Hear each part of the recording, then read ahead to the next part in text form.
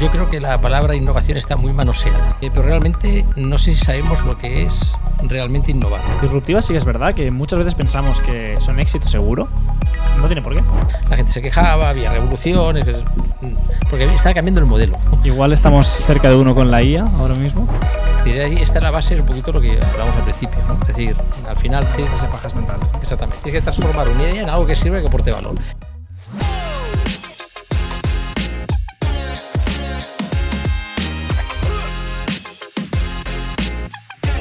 Bienvenidos al quinto capítulo de la segunda temporada de Marketing for Agro. Hoy me acompaña Luis Carrasco, como ya viene siendo habitual en otros podcasts. Sobre todo hoy volvemos a uno de los podcasts Marca de la Casa, en la primera temporada, donde hablábamos de forma un poquito más genérica y un poco más desenfadada, ¿no? Sobre conceptos de marketing digital y conceptos en sí de la vida, como hoy, que tenemos un concepto bastante amplio, pero del cual se habla mucho, pero que realmente no sé si se llega a entender, ¿no, Luis? Hoy vamos a hablar sobre innovación. Innovación aplicada a nuestro sector, aplicada a la vida, aplicada a lo que es la empresa, el mundo de la empresa. Luis, bienvenido. Cuéntame un poquito cómo han sido estos días sin pasar por el podcast. Bueno, me habéis tenido abandonado, ¿eh? He estado ahí cerrado en mi despacho, no me dejabais participar, ya tenía ganas de participar, aunque al final me han invitado por fin. Bueno, lo que pasa es que tratamos un tema un poco amplio. Es amplio, pero muy hablado y poco entendido, ¿no? Diríamos. Todo el mundo habla de innovación. ¿Pero qué es? Yo creo que la palabra innovación está muy manoseada, pero realmente no sé si sabemos lo que es realmente innovar. Muchas veces se asocia la palabra innovación a la tecnología y a la creatividad, pero no, aunque suele ir de la mano de la tecnología y la creatividad, no tiene por qué ser un producto tecnológico ni un servicio o un concepto creativo. Pero al final yo, como defino la innovación, es cuando tú transformas una idea que tienes en algo que sirva y que aporte valor, sea la sociedad o sea un cliente tuyo. Y me vuelvo un poquito a lo que referíamos a los másteres de marketing, hacemos estas pajas mentales, ¿no? Hacer un producto ahí súper guay, un servicio súper guay, pero eso realmente aporta valor a la población, aporta valor a un cliente. Es decir, ahí está la base, es un poquito lo que hablábamos al principio, ¿no? Es decir, al final... hacerse pajas mentales, ¿no? Exactamente. Tienes que transformar una idea en algo que sirva y que aporte valor. Bueno, ahora ya en la introducción, básicamente me has introducido el concepto clave, ¿no? La propuesta de valor, que también hablaremos de ella. Hablaremos también de lo que es la innovación. Hablaremos del papel de la innovación a nivel de tecnología. Obviamente también es verdad que en la última década, diríamos, ¿no? Hemos pasado de una evolución brutal. También... Luis, nos explicarás un poquito, ¿no? Cuál es la gráfica de innovación, o sea, realmente la evolución tecnológica y realmente nuestra capacidad de adaptación. También a veces tenemos que ser conscientes de que una idea, por muy innovadora que sea, igual la sociedad no está preparada aún para utilizarla, ¿no? Sí, está preparado. Tengo ahí esta patita de dos aquí y después la mostramos. Perfecto. Luego lo comentamos. Y yo quería empezar un poco el podcast hablando de un dato que me parece un poco curioso, ¿vale? Te vuelvo un poco al inicio de la introducción, ¿no? Que es, no sé si conoces el caso de Anguila. Anguila me suena a un pez. Anguila sí, es un pez, correcto. Y también es una isla del Caribe, ¿vale? Está bien eso. Cuando se hicieron la repartición de los dominios, tú sabes que, por ejemplo, España es el .es, Portugal es el no sé cuál, PT, correcto, ¿vale? O el que sea, Brasil es BR, ¿vale? Pues a Anguila le tocó el .ia, ¿vale? Entonces, es curioso como la innovación, ¿no? Estas personas que cogieron y dijeron vamos a crear una inteligencia artificial que se podrá aplicar a diferentes conceptos y diferentes herramientas, han hecho que esta gente, los 150 o 200 residentes que viven en esta isla del Caribe, se hayan hecho completamente millonarios porque las propias plataformas de IA tienen que pagar el dominio en ese país. Entonces vamos a ver un poco cuál es la evolución y qué implica una innovación tanto a nivel para la persona que innova, pero cómo influye en la sociedad, ¿no? Entonces, Luis, tú ya me has explicado un poquito qué es la innovación para ti, ¿no? Bueno, el concepto que tengo yo... Entonces, vamos a decir que has sacado un concepto que es que la innovación no es una idea como tal. O sea, no es como tal la idea, ¿no? O sea, y realmente una innovación, para que sea reconocida, ¿qué tiene que pasar? O sea, ¿qué consideras tú que tiene que pasar? Bueno, normalmente cuando abres la televisión, abres los medios, abres redes, y miras redes, tú oyes a muchos emprendedores, oyes empresarios, oyes políticos hablar de innovación, pero no se habla de una palabra que para mí es clave aquí, que es la propuesta de valor. O sea, cualquier innovación tiene que tener una propuesta de valor detrás. O sea, si la idea aporta mucho valor, será mucho más innovadora que una idea que no aporta valor, o que aporta menos valor en este caso. Y en una empresa, ahora estamos hablando a nivel empresarial, una empresa una innovación, cuanto más innovadora sea y cuanto más solucione el problema o cubra las necesidades de un cliente, sea un producto o sea un servicio, pues más vas a vender. O sea, vas a vender más. Cuanto más innovador sea el producto o servicio, más vas a vender. Correcto. O sea, puedes tener un producto parecido, pero que has innovado de una manera que lo que hace es venderlo más caro. Sí. Aquí, déjame introducirte un concepto rápido, que hay veces, muchas veces, y en nuestro sector nos pasa, ¿no? Que hay empresas que desarrollan productos, innovan en productos que realmente tienen resultados espectaculares, pero hay veces que no lo saben comunicar. Entonces, cuando hablamos de propuesta de valor, también es el hecho de saber comunicar a tu audiencia y a tu potencial comprador, de decir, tengo un producto que tiene esta innovación y que realmente puede cubrir tu necesidad. Pero claro, para que eso pase, tienes que llegar al público. Entonces, también la importancia de la comunicación juega un papel clave en la parte de innovación en sí. Sí, eso en el marketing mix, cuando hemos hablado de marketing, siempre la parte de comunicación es una de las partes importantes, evidentemente. Si estás en una isla desierta, estás solo y haces la innovación con el mundo, pues si estás en la isla desierta y nadie te va a oír, pues evidentemente no llega a ninguna parte. Evidentemente cualquier innovación tienes que comunicarla y transformarla. Ok, sí, yo tenía un profesor que siempre decía, ¿no? Realmente la propuesta de valor tiene que responder a la pregunta de por qué un potencial cliente, debería elegirnos a nosotros y no a la competencia. Entonces, eso es también un concepto que creo que se ha introducido antes de por qué innovamos, ¿no? O sea, ¿cuál es el motivo de la innovación? ¿Por qué una empresa se ve impulsada a innovar realmente? ¿Crees tú? Bueno, las empresas tienden a innovar básicamente, yo veo, por dos razones. La primera razón es porque la clase directiva o los que están al frente de la empresa son inquietos, son innovadores de por sí y están en su ADN de innovar.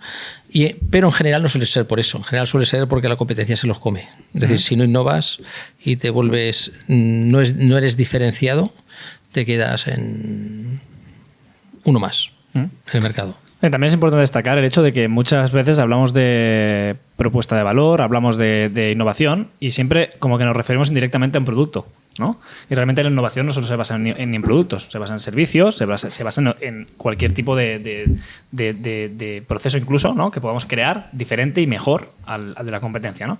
Como por ejemplo, yo tengo dos casos aquí apuntados, ¿no? Bastante conocidos, que sería Spotify, ¿no? El cual creó un nuevo modelo de negocio. Realmente dentro de la industria musical fueron capaces de crear otro formato de escuchar música a nivel digital y obviamente como una librería en sí de música gratuita, casi, ¿no? Sí, eso es lo que veremos después, que es una innovación radical. Es algo que realmente es menos de un 1%. Sí, las innovaciones son de este tipo. No suele pasar, correcto. Pero luego también tenemos, por ejemplo, Amazon Prime, ¿no? ¿Cuál es la propuesta de valor de Amazon Prime? O sea, comprar un producto y en 24 horas lo tienes en tu casa, ¿no? Realmente es un servicio que ya se ofrecía anteriormente. Ya tenían otras empresas de reparto en sí que ya estaban ofreciendo este servicio. Pero ellos fueron capaces de hacer una innovación en servicio, ¿no? Entonces, vamos a sacarlo. Intentaría también sacar un poco la innovación del concepto de producto, porque realmente innovación se puede hacer a muchas escalas y en muchos procesos, ¿no? Entonces, yo te quería preguntar, porque yo sé que eres muy crítico con los legisladores, los políticos y la forma en que lo ves, ¿no? Entonces, ¿cómo crees que implica una innovación? O sea, te voy a cambiar la pregunta. ¿Cómo crees que una cultura innovadora puede hacer evolucionar o no un país? Por ejemplo, así, pregunta fuerte. Aquí hay dos temas. Vale. Uno, el primero, vamos a empezar por lo que yo entiendo como innovación en un país. O sea, mi visión es que los países que están más desarrollados económicamente, si tú vas al panorama del PIB mundial de los países, en general verás que los países que están más desarrollados económicamente y socialmente son países que innovan más. Y los países que les cuesta más, el PIB es menor y que les cuesta más desarrollarse, son países que innovan menos, es así. Y esto depende mucho de las políticas que se instauran en el país. No solo de las políticas, sino también de la sociedad, de cómo percibe la sociedad al emprendedor, cómo percibe la sociedad a las empresas y cómo percibe el emprendedor su rol dentro de la empresa y dentro del país. Cuando un país desarrolla mucha innovación, tiene tres ventajas. Lo primero, como decía antes, primero, crece su economía. O sea, la gente gana más dinero. O sea, al final va a ganar más dinero. El PIB del país va a crecer. Segundo, el país se va a desarrollar mejor y va a ser mucho más sostenible. Este es un tema que está de boga ahora, ¿no? Que es la de sostenibilidad. Los países que innovan más son los países que en un futuro van a ser más sostenibles o van a tener la oportunidad de ser más sostenibles a largo plazo. Y el último tema que es importante, que esto va relacionado con las dos primeras, es que al final la sociedad que vive en ese país va a tener un bienestar mayor. Más oportunidades de negocio, al final. Sí, y eso lo hacen los países que innovan más. Eso es uno de los temas que has preguntado. Pero otro tema que más dicho que soy crítico con los legisladores en general, y esto es que está muy relacionado. Es decir, normalmente los países que menos innovan, o sea, si tú entras en televisión y ves a un político hablar de lo importante que lo que es la I más D más I, que ya muchos hasta no saben lo que significa I más D más I, y no suelen estar perdidos en este mundo. Lo que suelen hacer los políticos en países que desarrollan la innovación es, lo he dicho muchas veces y yo sé que igual suena mal, pero es crear chiringuitos. Que se quedan chiringuitos para colocar a su gente o a colocar a un grupo de, vamos a decir, funcionarios o trabajadores que van a desarrollar una serie de investigación, pero no siempre escogen adecuadamente las políticas adecuadas para desarrollar el país a nivel de innovación. Es decir, no sé hasta qué punto hay en países pues como España un desarrollo, una inversión, ya no solo económica, sino una inversión intelectual en desarrollar proyectos innovadores que hagan crecer el país. Te voy a poner un compromiso, Luis. ¿Tú crees que en España hay una cultura de competencia? Es decir, ¿realmente tú crees que se fomenta la competencia para que la gente intente innovar o para que la gente cada día quiera ser mejor? ¿O hay una política de conformismo a nivel global? Bueno, yo creo que en general la sociedad española, donde estamos ahora en España, ha sido un conformista siempre. No es una cuestión de que la política ahora promueva más eso. Evidentemente, las políticas deberían servir para impulsar una competencia sana dentro del país. Cuando la competencia es sana, cuando hay una competencia sana, lo que hacen es hacer crecer el país e innovar. Es decir, yo creo que quien innova en un país, en general, son emprendedores y empresas privadas, en general. El Estado lo que debería hacer es impulsar que esto se haga. Que las empresas... un buen ambiente para que las empresas sean capaces de innovar y posicionar el país y a su gente en top, ¿no? Sí, conformismo. España ha sido un país conformista siempre, en general, eso sí, así. Bueno, me he respondido, la verdad. Muy bien, vale, yo voy a abrir otro melón, como decimos aquí, ¿no? Que es, nosotros en Renews hablamos muchas veces, ¿no? De procesos creativos, ¿vale? Entonces, me gustaría hablar contigo de... Realmente, o sea, una cosa es creatividad, la otra es innovación. Son dos conceptos que van completamente diferenciados, van conjuntamente. ¿Qué opinas tú de este punto? Bueno, al principio hemos empezado hablando que la tecnología y la creatividad no tiene por qué ser la base, suele ir a asociar innovación, aunque no es suficiente. Es decir, a veces la tecnología y la creatividad no siempre tienen que ir asociadas. Entonces, cuando hablas de creatividad e innovación, se suele asociar, que lo he dicho bien. O sea, cuando tú hablas con alguien de innovación, enseguida asocia la innovación a la creatividad. Son cosas que yo creo que están relacionadas, pero no es exactamente lo mismo.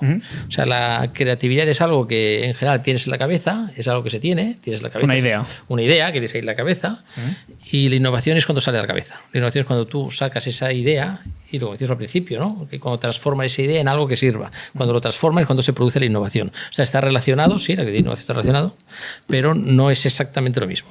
Se podría decir un poco que la creatividad es algo intangible, ¿no? Como tal, y la innovación es algo ya que tangible. O sea, por mucho que no se pueda tocar, ¿no? Pero ya es un producto, ya es un servicio, ya es algo que se ha creado y se ha demostrado que funciona. O sea, realmente. La creatividad normalmente está en el pre y la innovación viene en el post. Ok. ¿Y qué tipos de innovación existen?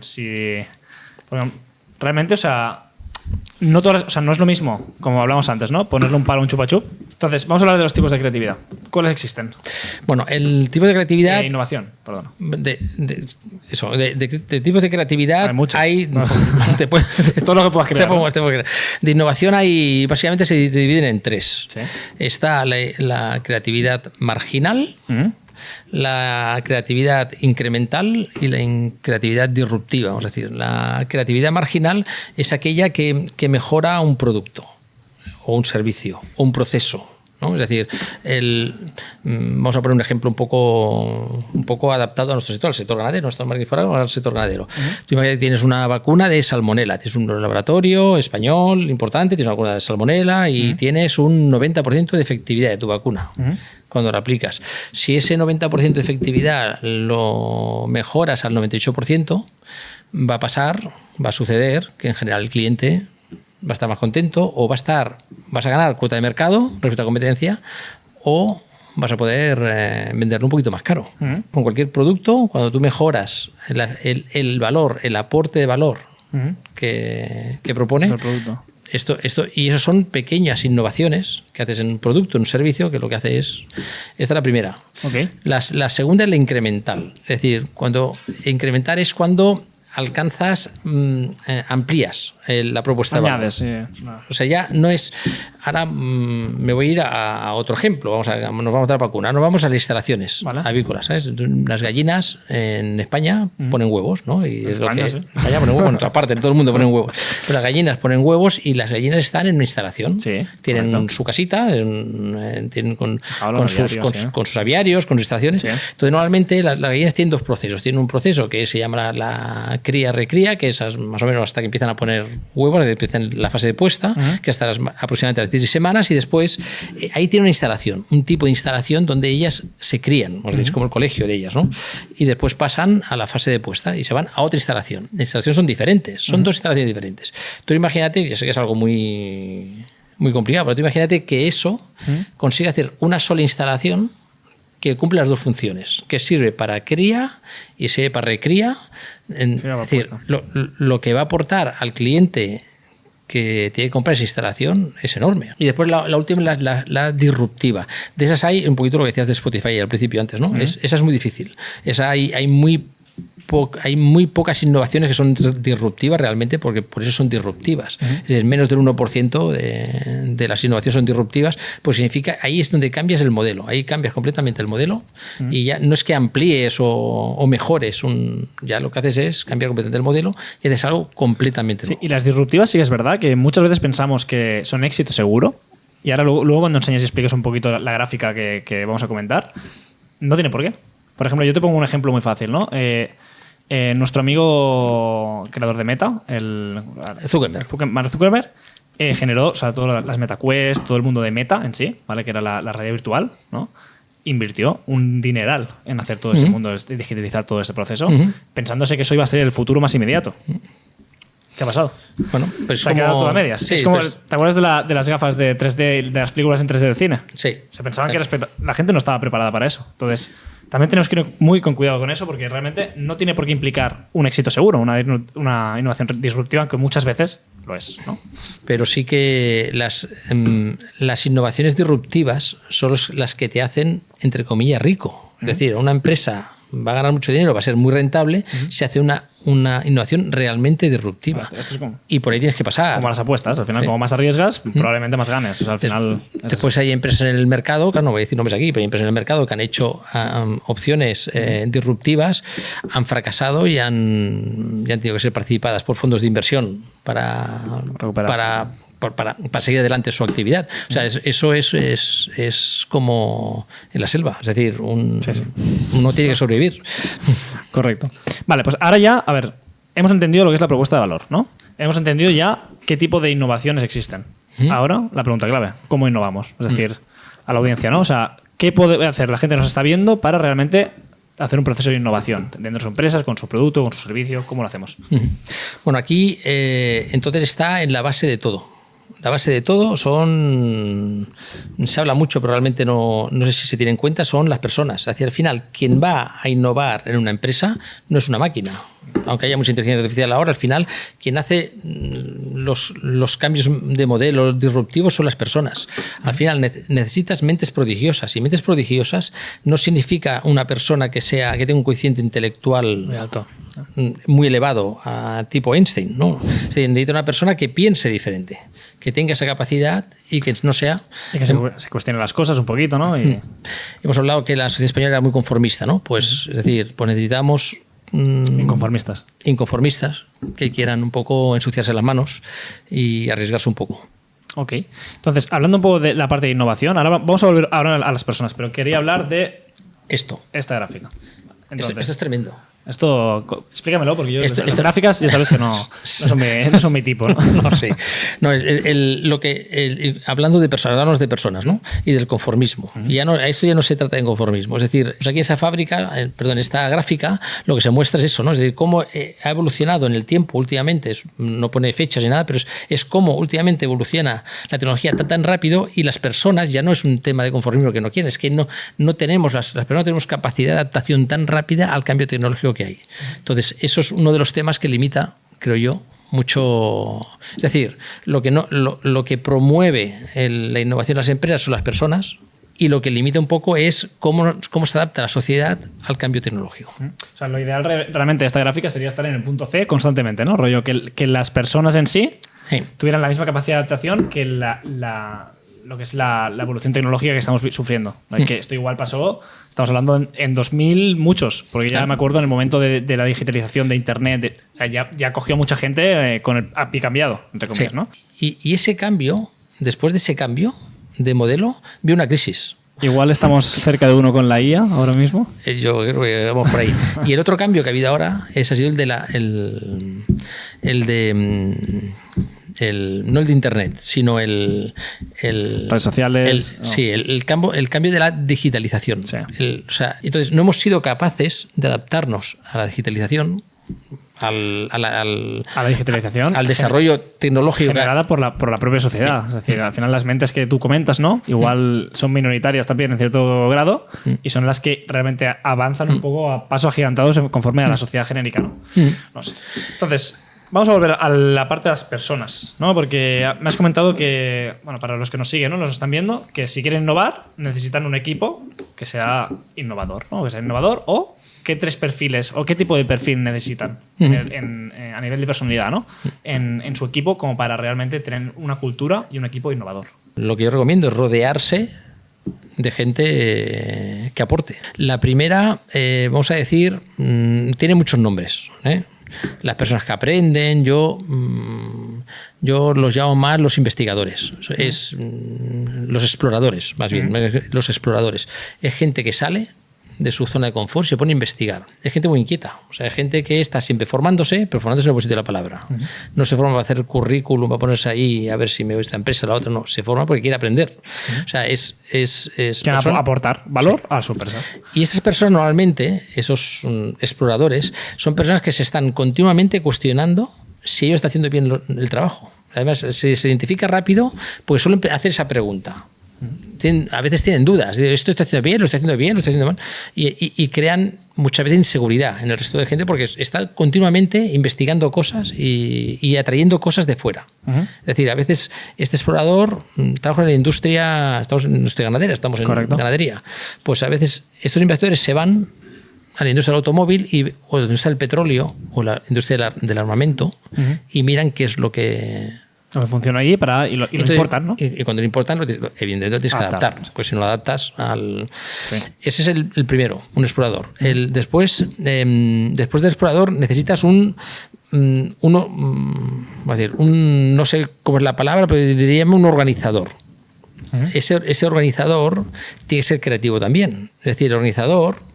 Innovación en procesos, ¿no? ¿Que hablamos? Es en procesos y conoce a la gente.